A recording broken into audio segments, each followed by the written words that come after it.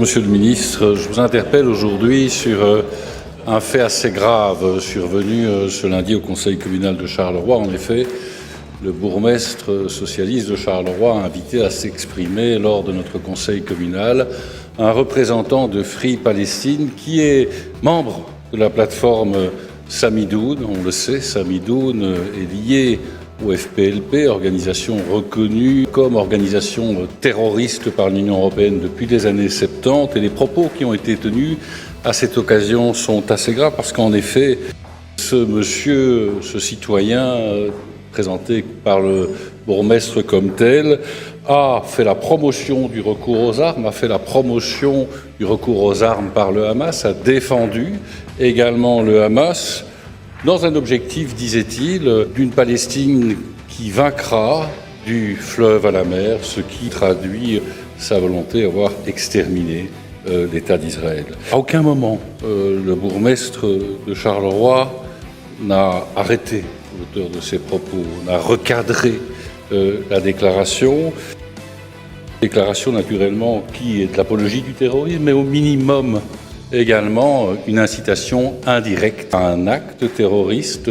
Plus voir se répéter ce type de situation, Monsieur le ministre. Donc, où en êtes-vous de votre projet d'interdiction de ces groupes radicaux tels que Samidoun?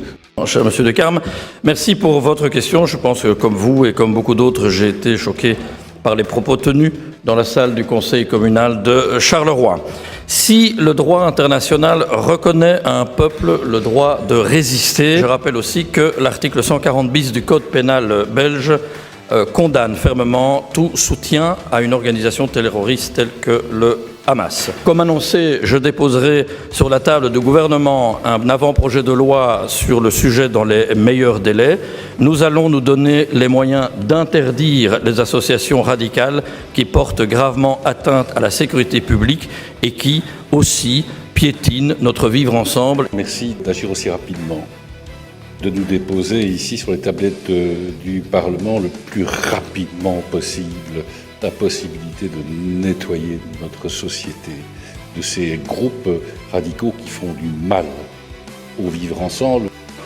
En tant que parlementaire, moi je ne veux pas m'arrêter là par rapport à ce qui a été permis dans ma ville, et puisque nous sommes face à de l'incitation indirecte à commettre des actes terroristes, je transmettrai une dénonciation au procureur du roi de Charleroi ainsi qu'au procureur fédéral en charge des matières terroristes. Je vous remercie.